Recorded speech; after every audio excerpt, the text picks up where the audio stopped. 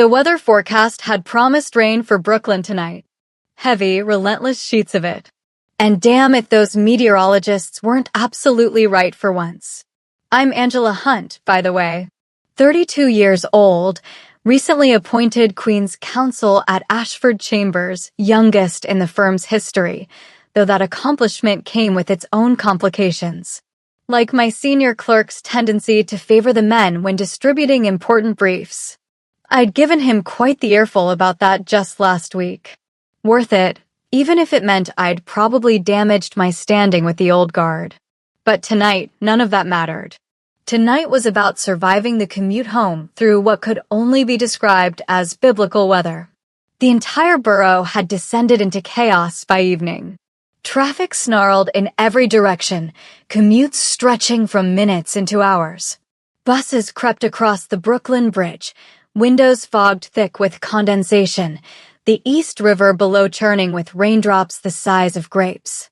Near Borough Hall, a delivery cyclist cut across traffic lanes with the casual fearlessness that comes from dancing with danger daily. Her insulated backpack cube sloshed with containers of Thai curry as she weaved between stalled vehicles, taking shortcuts through side streets, racing past a black town car idling at the curb. Inside that car, a passenger gratefully collapsed onto the leather seat, absolutely drenched. The driver launched into a 30-minute monologue about the failures of modern politics as they crawled the barely 2 miles toward Park Slope. When they finally arrived near Prospect Park West, the passenger stepped out into what felt like swimming through air made of water. Human currents surged along sidewalks, forming rapids around shuttered newsstands, pooling under awnings. The flood of humanity poured into the Atlantic Avenue subway station. Below ground, monitors flashed delays caused by signal failures on waterlogged tracks. Station staff directed sodden crowds with exhausted indifference. Irritable commuters crowded onto platforms slick with runoff, wedging themselves into packed cars heavy with the smell of damp wool and resignation. At 7th Avenue, the F train shuddered to a halt just before 9:45. Passengers spilled out like water from a burst pipe, flowing toward exits. At street level, they paused to raise hoods, unfold umbrellas, steel themselves before braving the onslaught once more. I was one of those damp commuters, cheap umbrella held gamely in one hand, leather satchel in the other. I stepped carefully around a massive pothole, dodged the spray from a passing van as I crossed 8th Avenue, then pressed forward through the downpour toward home. By the time I turned onto Carroll Street just after 10, the rain had become a solid wall. My umbrella provided precisely zero protection as I fought my way to my red door at number 42. My fingers, numb with cold and exhaustion, fumbled with the key. The metal kept slipping against wet brass. For fuck's sake, I muttered, though the deluge swallowed the curse. Finally, blessed relief. The lock gave. I shouldered the door open, stumbled inside, sealed out the wet darkness with a slam. In the warm, dry silence of my hallway, I let the defeated umbrella clatter to the floor. My coat came next, shrugged off, slung onto a hook. It immediately slid off, collapsing onto the tiles in a sodden heap. I left it there. I padded down the hall, shedding the day like a second skin. One kick sent a damp work shoe skittering against the baseboard. The other followed. At the kitchen threshold, I undid my trousers, soaked and grime-flecked from the commute, let them drop, stepped out and continued in just my black underwear and white shirt, hair dripping onto hardwood. The kitchen was its usual disaster, remains of last night's dinner congealing in a pan on the stove, a plate and 2 mugs in the sink, a half-empty package of English muffins by the toaster. A notepad by the kettle bore my frantic scrawl from a hearing on asylum law changes that had consumed my entire week. I ignored it all, reaching instead for a wine glass and a bottle of Pinot that promised oblivion. I carried both into the living room, flicked on a lamp. Soft amber light illuminated the worn leather sofa, shelves along one wall housing rows of books, and an extensive vinyl collection in haphazard stacks. I poured the wine, a generous volume of dark ruby. Didn't sip it. Took a long, deep drink. Standing by the large window next to the radiator, I watched the storm rage against Carroll Street. I could just make out the outline of the brownstone directly opposite, number 16. Hannah and Rebecca's place. A light glowed in their upstairs bedroom, a warm golden square in the wet darkness. I wondered idly what they were doing. Probably curled up together, warm and dry. Watching television, maybe. Or sharing a bath. Or fucking to the sound of rain on the roof, I thought. That's what I'd be doing right now if I were them. No question. Enjoying the warm updraft from the radiator, I absently ran a hand through my short, messy hair, then unbuttoned my damp shirt. A car drove slowly down the street in a futile search for parking. Yeah, good luck with that. I took another sip. The knock was so soft I almost missed it over the drumming rain. It came again, tentative, almost apologetic. Tap, tap, tap. I froze, wine at my lips. Who the hell? Glass in hand, I walked back through the kitchen, down the hall, to the front door. Who is it? A muffled, hesitant voice answered. Angela? It's Lauren. From next door. Frowning, I turned the deadbolt and pulled the door open. Pure, drowned misery greeted me. Lauren stood on the step, soaked to the bone, her long auburn hair plastered to her head and neck, water streaming down her face. She was younger than me by 10 years? I'd guessed when she moved in next door about a year ago. Quite tall too, maybe 6 feet 6'1".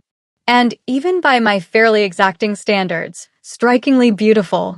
Tonight she wore chef's whites, the heavy cotton jacket clinging to her skin. She hugged herself, shivering violently. I am so sorry to bother you, she stammered, voice trembling with cold and embarrassment. It's so late, I know. I seem to have lost my keys. I can't get in.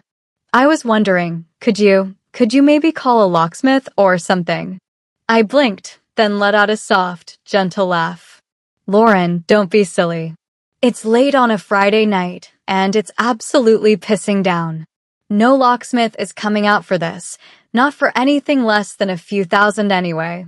I pulled the door open wider. Get in here before you drown. It was only then, as the door swung fully open, that Lauren's eyes focused past my face. They traveled down, taking in the unbuttoned shirt, the black bra and underwear beneath, the long, bare legs. A deep, fierce blush instantly bloomed on Lauren's pale, rain-streaked cheeks. Her eyes flew back up to my face, wide with shock and flustered panic. Oh, God, I'm so sorry, she babbled, taking a half-step backward into the rain. It's so late. You're not even dressed. I'm disturbing you. I shouldn't have. I'll figure something else out. Her gaze darted around the floor, the wall, the downpour behind her, anywhere but at the startlingly half-dressed woman in front of her. I watched this performance with a wry smile. Lauren's shyness was palpable, radiating off her like heat. She's adorable when she's flustered, I thought. And I found myself wanting to see more of it. Don't be ridiculous, I said, voice warm but firm.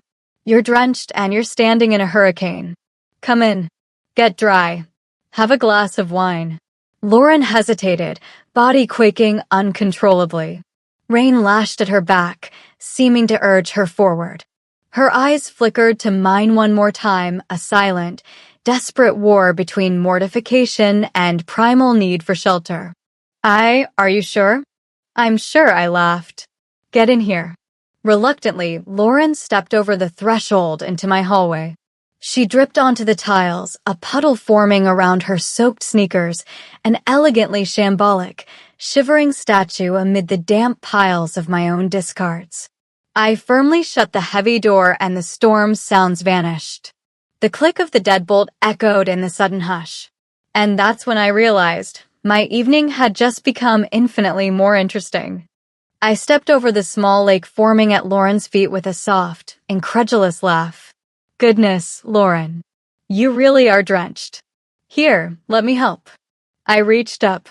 My fingers worked quickly at the large buttons down the front of her white jacket. The soaked fabric was stiff cold. As I peeled the heavy coat from her shoulders, a fresh shower of water pattered onto the tiles. Underneath, Lauren's simple white t-shirt was translucent, plastered to her skin, to every curve of her tall, voluptuous frame. The damp cotton clung to the full swell of her breasts, the dark curve of her bra clearly visible beneath. I'll admit it, my gaze lingered. Just for a half second. Silent, admiring appraisal. Then I stepped back, held up my hands, palms toward her. Don't shift. I'll be right back. I dashed down the hall and up the stairs, bare feet padding on wooden boards. When I returned with a large, fluffy towel, I found Lauren standing awkwardly on one bare foot, wrenching off her other shoe. The soaked fabric made obscene, sucking sounds against her skin. She wrapped her arms tightly around herself in a futile attempt to contain her shivering. I smiled gently, shaking my head, holding out the towel. Come on, let's get you warmed up. I led the way into the warmly lit living room as Lauren blotted at her hair and clothing. Make yourself comfortable in here. I'll be back in a moment. Just need one more thing, I said, then vanished back into the kitchen. I could hear her moving around as I grabbed a second wine glass from the cabinet. Something about having her in my space felt both natural and electric. Like the air pressure had changed. When I returned, I found Lauren examining the room. Her gaze had settled on the hardwood shelving along one wall, my stereo and vinyl collection. She walked over to scan the different piles. There wasn't any obvious order. John Coltrane and Nina Simone next to the slits, Aretha Franklin sandwiched between Stereolab and Radiohead. I watched her pull two sleeves at random from a stack. In her left hand, Bjork's Post. In her right, Shaft by Isaac Hayes. A tiny smile flitted across her face, then fled as she was racked by a violent shiver. You know what? I poured her a large glass. I don't think wine alone is going to cut it. What you need is a deep, hot bath. Oh no, hon, honestly, Lauren protested, teeth chattering. I'll be fine. I don't want to be any more trouble. No arguments, I said, my tone leaving no room for debate. I handed the glass to Lauren, filled my own with much of the rest of the bottle. Follow me. I led her back into the hall and up the stairs. I could feel her eyes on me as we climbed. Could sense her trying desperately not to stare. The awareness of her gaze sent a pleasant thrill down my spine. I might have put a little extra sway in my hips. Just maybe. We turned at the top of the stairs, walked down the hall. The layout was similar to Lauren's place next door, though I'll admit mine was better maintained. I'd actually had time to fix things, paint walls, care about my space. The bathroom was my pride and joy, large and airy, dominated by a huge, pristine clawfoot tub. I turned on the taps. Hot water poured into the deep tub with a roar, steam rising, curling into the air, fogging the mirrors. Then I selected a dark blue glass bottle from the shelf, poured a generous stream of scented oil under the flow. The room quickly filled with a decadent, intoxicating combination of sandalwood and cinnamon. I picked up a box of matches, struck one, moved around the room lighting several small tea light candles on shelves and around the wide rim of the bathtub. I turned off the overhead lights. The soft glow flickered across the walls, shadows dancing in corners. I turned to Lauren, who was clutching the towel against her like a shield, and gestured to the steaming bath, a warm smile on my face. All yours. Thank you, Lauren whispered, looking down at her bare feet. Her toes were turning blue. Seriously. For all of this. No problem, I said, surprised by how tender my own voice sounded. Then I took a step closer. Couldn't help myself. I wanted to see that blush again. Now, do you need a hand getting out of those wet things? I cooed softly, biting my lip. The question, delivered with casual cheek, sent a visible jolt through Lauren. She felt it. I could see the blush explode across her chest and creep up her neck. She hugged the towel tighter, crossing her arms over her chest. No, sorry. I can manage. Thank you. The words tumbled out, rushed, flustered. I laughed, soft and rich. Of course, no, I was joking. I'm sorry, that was cruel. I moved toward the door, though part of me wanted to stay. Wanted to see what would happen if I pushed just a little further. Take your time, Lauren. Enjoy. Get properly warm. And if you need anything, just yell. The door closed with a click. I stood in the hallway for a moment, listening to the water thunder into the tub. My heart was beating faster than usual. There was something about Lauren, her shyness, her beauty, the way she looked at me, that had awakened something in me I'd almost forgotten was there. Desire. Pure, uncomplicated desire. I smiled to myself and headed downstairs to refill my wine. While Lauren soaked upstairs, I quickly changed out of my damp shirt and underwear, pulling on my favorite worn pajamas, soft, faded blue and gray checked cotton that had seen better days, but felt like heaven. Then I settled back onto the sofa, Coltrane spinning on the turntable, and tried to focus on my book. Tried being the operative word. My mind kept wandering upstairs, imagining Lauren sinking into that hot bath, the steam rising around her, that incredible body finally relaxing. Stop it, Angela, I told myself. She's your neighbor. She's probably straight. She's definitely too young for you. And she's currently naked in your bathtub, which is exactly where you told her to be, so don't make it weird. But God, the way she looked at me when I opened the door. That blush. That stammer. The way her eyes had traveled down my body before snapping back up in panic. That wasn't straight panic. That was something else entirely. I took a long sip of wine, let Coltrane's saxophone wash over me, and tried to read the same paragraph for the 5th time. About 20 minutes later, I heard the bathroom door open. Heard Lauren's soft footsteps on the stairs. I looked up from my book as she appeared in the doorway, wrapped in my thick white bathrobe, her long auburn hair damp and tousled, her face flushed from the heat. She looked absolutely edible. There you are, I said, patting the empty space on the sofa beside me. Enjoy the bath? Yes, Lauren managed, voice a little hoarse. Thank you. It was perfect. She perched on the very edge of the sofa, leaving a careful, wide gap between us. Took a sip from her glass. I could see her trying to relax, trying to be normal, but tension radiated from her like heat. I see you found your champagne, I said, though I'd actually grabbed us a bottle from the fridge while she was upstairs. My gaze traveled over her slowly, deliberately. And the robe. Lauren blushed, looking down at the vast white fabric. Yes, thank you, she said, barely a whisper. It's really cozy. I murmured, taking a slow sip from my own glass. Suits you. Really flatters your curves. The way I said it, the slight pause, the subtle emphasis, made Lauren's face flame. Oh yes, definitely not straight panic. Well, finish your drink, I said, my tone more practical though my eyes still danced with amusement. And then let's get you to bed. Bed? Lauren's head snapped up. Oh no, I couldn't possibly. You'll just what? I interrupted. Sleep out on your doorstep? In the rain. Lauren looked around desperately. Well, no, okay, I can sleep right here. She gestured to the sofa.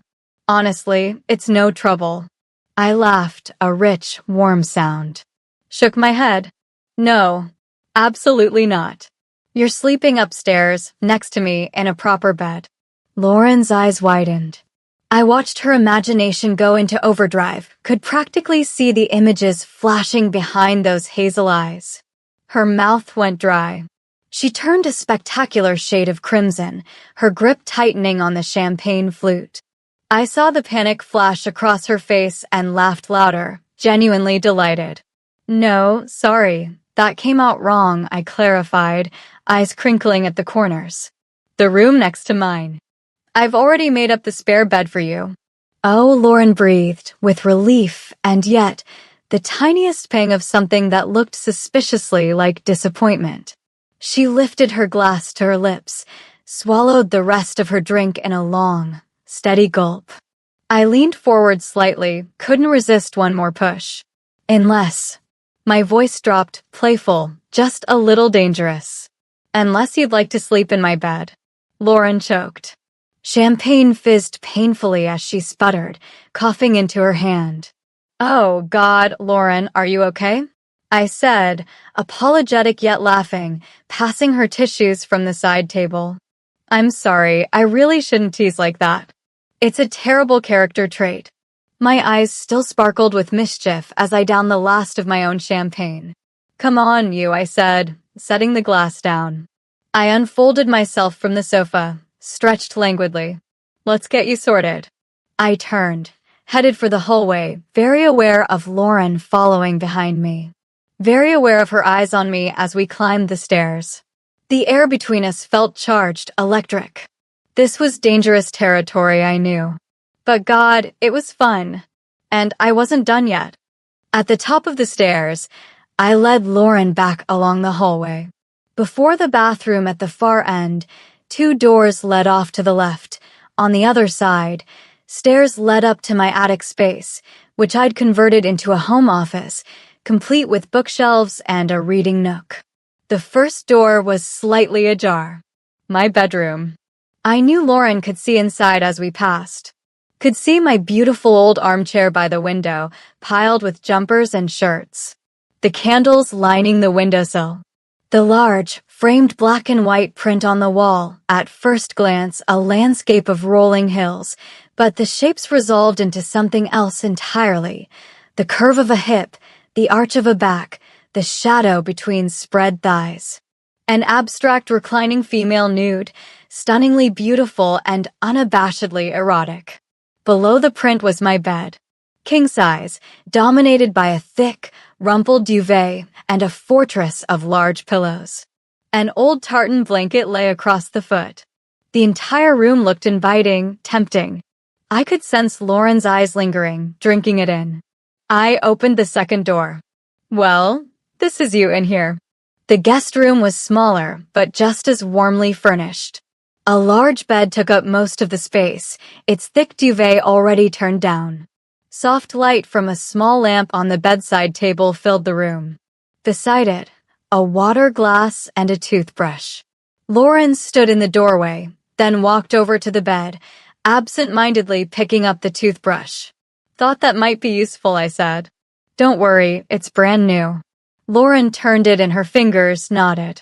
Then I remembered. Oh, meant to say, I've put your clothes in the dryer, so you'll have something to wear in the morning. Lauren hugged the robe tighter around herself, suddenly hyper-aware of her nakedness underneath. Thanks, she said quietly, with a small, self-conscious smile. I'd wondered where they had got to. I took a moment to smooth out the duvet, plump up the pillows. Domestic gestures that felt oddly intimate. Anyway, do make yourself at home. Sleep well. And if there's anything you need, I said, moving to the door, just let me know. Then I paused in the doorway, looked back over my shoulder. Time to see how far I could push this. My smile turned sultry, suggestive. Anything you need, I repeated, voice dropping to a husky murmur. Anything at all. Then I arched one eyebrow, pouted, and crossed my eyes with such absurdity that Lauren had to laugh. The click of the latch as I closed the door echoed in the room. I stood in the hallway for a moment, grinning to myself. I knew exactly what I was doing, knew exactly what effect I was having on her, and I was enjoying every second of it. Because here's the thing, I'd noticed Lauren from the moment she moved in next door. Noticed her height, her beauty, the way she carried herself with that particular combination of confidence and shyness. Noticed the way she'd look at me when we'd run into each other on the street, those lingering glances she thought I didn't catch. I'd been intrigued. Interested. But I'd kept my distance, unsure if I was reading the signals right. Tonight, though? Tonight, I was certain. I walked down the hall to my own room, started getting ready for bed. Pulled off my pajamas, hung them on the chair. Stood naked in front of my mirror, smoothing moisturizer into my arms, my legs, my stomach. And I thought about Lauren, lying in that bed just on the other side of the wall. Thought about her in my bathrobe, nothing underneath. Thought about that blush, that stammer, those wide eyes. I smiled at my reflection. Then I had an idea. A deliciously wicked idea. I walked to my bedside table, lit a single candle. The soft, flickering glow filled the room. I climbed onto my bed, grabbed a large, firm pillow, positioned it in the center. And then, knowing exactly what I was doing, knowing exactly what might happen, I knelt over it and began to grind. I won't lie to you about why I did it. I knew my bedroom door was still slightly ajar, just an inch, maybe less, but enough. Enough for someone walking past to notice. Enough for someone curious to see inside. And I hoped, that Lauren was curious. The pillow was firm beneath me, and I adjusted my position until the seam of the pillowcase pressed exactly where I wanted it. I began to rock my hips slowly, deliberately, eyes closing as sensation bloomed through me. I thought about Lauren watching me. Imagined her creeping down the hall, drawn by some sound or movement. Imagined her freezing at my door, unable to look away. The thought sent a thrill through me, made me grind harder, my breathing deepening. I cupped my breast, thumb brushing my nipple, and let out a soft moan. Not too loud, but loud enough to carry. Loud enough for someone listening to hear. My movements became more urgent, more intense. I leaned forward, bracing myself on my hands, my back arching. I bore down hard on the pillow, rocking my hips, my entire body taut with building pressure. I was genuinely aroused now, the exhibitionism of it, the possibility of being watched, the memory of Lauren's blush and stammer, it all combined into something overwhelming. Oh, I gasped, letting the sound escape. Fuck. I ground harder, chasing the sensation, climbing toward that edge. And then, with one final, desperate thrust of my hips, I let myself fall over it. Oh, fuck. I cried out, body shuddering, thighs clenching the pillow. Yes! The orgasm rolled through me in waves, genuine, powerful, leaving me trembling and breathless. I collapsed forward onto the bed, spent. Lay there for a long moment, heart hammering, skin flushed and damp with sweat. Then, with a satisfied smile, I reached over and blew out the candle. Darkness enveloped the room. And I waited. Listened. Was she there? Had she watched? I strained my ears for any sound in the hallway, a footstep, a breath, anything. Nothing. Or, wait. Was that? The faintest rustle. A soft exhalation. Then silence again. My smile widened in the darkness. Got you, I thought.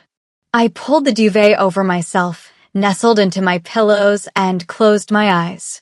Sleep came quickly, accompanied by dreams of auburn hair and hazel eyes and spectacular blushes. Tomorrow, I decided, tomorrow I would make my intentions crystal clear. Tomorrow, I would see just how brave Lauren could be. But first, a little more torment. Because where's the fun without it? I woke early, as I always do. The storm had passed, leaving behind one of those perfect autumn mornings, all golden light and clean air, and that particular smell of rain-washed pavement. I stretched languidly, then slipped out of bed. Grabbed a simple gray t-shirt and faded jeans from my wardrobe. Padded quietly downstairs, not wanting to wake Lauren yet. In the kitchen, I started the coffee ritual. Ground fresh beans, the rich aroma filling the space. Put on some music, Bill Evans this morning, something mellow and contemplative. Started humming along as I worked the espresso machine. Then I heard it, the soft creak of floorboards overhead. Lauren was awake. I smiled to myself, continuing to hum as I prepared 2 cups. Footsteps on the stairs. I turned as she appeared in the doorway and had to suppress a laugh. Lauren looked absolutely mortified. She wore her chef's whites again, now dry but wrinkled, and she clutched an enormous bundle of bedding to her chest like a shield. Her face was flushed, her eyes wide, her hair still damp and messy from sleep. She looked guilty as hell. "Good morning," I said cheerfully, as if I had no idea what might have happened last night. "Hope you slept well?" "I did, yes, thanks," Lauren managed, her voice thin and hesitant. Did you?" "Sleep well." I held her gaze, let a flicker of something unreadable cross my face. Let her wonder what I knew, what I'd noticed. "Oh yes," I said, stretching my arms overhead. "I slept very well indeed, thank you." Lauren's blush deepened. She looked away, flustered, gesturing with the bundle. Where should I put these?" "For the laundry." So she'd stripped the bed. Interesting. Trying to hide evidence? I pointed toward the small laundry room off the kitchen. "Oh, you didn't need to do that. But thank you, that's very sweet of you." Lauren hurried into the laundry room, placed the bundle into a wicker basket with what looked like immense relief. When she returned, I was holding 2 small espresso cups. "Coffee?" I offered.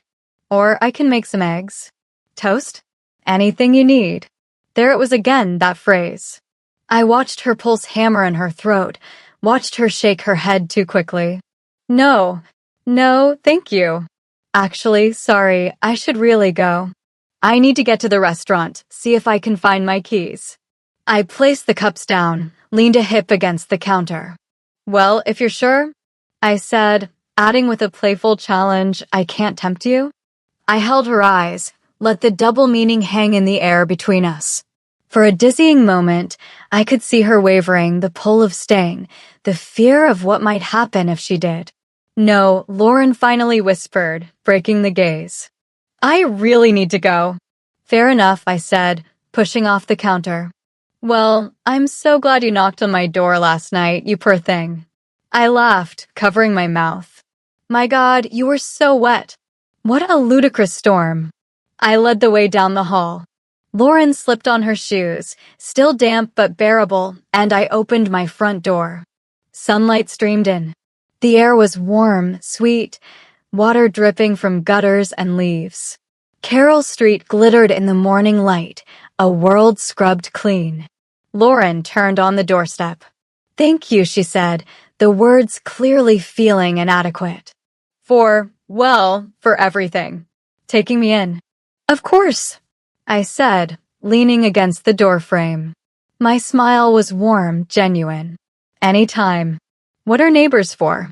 There was a moment of awkward silence as Lauren hovered, uncertain of how to leave. I could see her internal debate: handshake? Hug? Wave? Time to end this properly. In a swift, fluid motion, I stepped forward, reached up, placed my hand behind Lauren's neck. Gently, I pulled her face toward me and kissed her on the mouth. Soft, warm, lingering for a heartbeat too long to be in any way platonic. Lauren melted. I felt it, felt her body go slack, felt her lips part slightly, felt her breath catch. Then I pulled her into an embrace, and as I did, I leaned close to her ear. "I'm so glad you enjoyed the show," I whispered. I felt Lauren freeze, felt the shock ripple through her entire body. I released her, stepped back into the shadow of my doorway, a final, knowing smile curving my lips. And then I closed the door, the letterbox clanging softly. I stood in my hallway for a moment, grinning like an idiot. Then I climbed the stairs, walked down the hall to the guest room. Opened the door. The bed was indeed stripped. But there, on the chair where I'd left Lauren's clothes, was the pillow. The one from the center of the bed. I picked it up, brought it to my face. The faint, musky scent of arousal permeated the fabric. I laughed out loud. Oh, Lauren. Poor, delicious, tormented Lauren.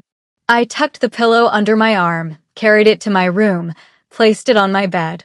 Then I went back downstairs, poured myself that espresso, and settled onto the sofa with my book. And I waited, because I knew with absolute certainty that Lauren would be back. Maybe tonight, maybe tomorrow, maybe next week, but she would be back. And when she came back, I would be ready. The forecast had been for more rain through the morning. The meteorologists could not have been more wrong. On Carroll Street, a young woman in chef's whites walked slowly down the sidewalk, stepping over puddles, her shoes squelching slightly. She turned her face toward the sun, eyes closed for a moment, hoping it might shine clarifying light into her confused mind. It didn't, but the warmth was welcome regardless. Soon she would board the next bus, ride to Midtown, walk to the expensive, exclusive restaurant where she worked 6 days most weeks. She would grab 2 Americanos from the place next door, knock on the employee's entrance, share coffee and polite conversation about the weather with whoever was on shift, retrieve her keys from her locker. Then she would reverse the journey, through traffic relieved to be freed from last night's gridlock. But for now, she stood waiting for the bus as the sun slowly dried out Brooklyn, cleansed by the storm. And I stood at my window, watching her.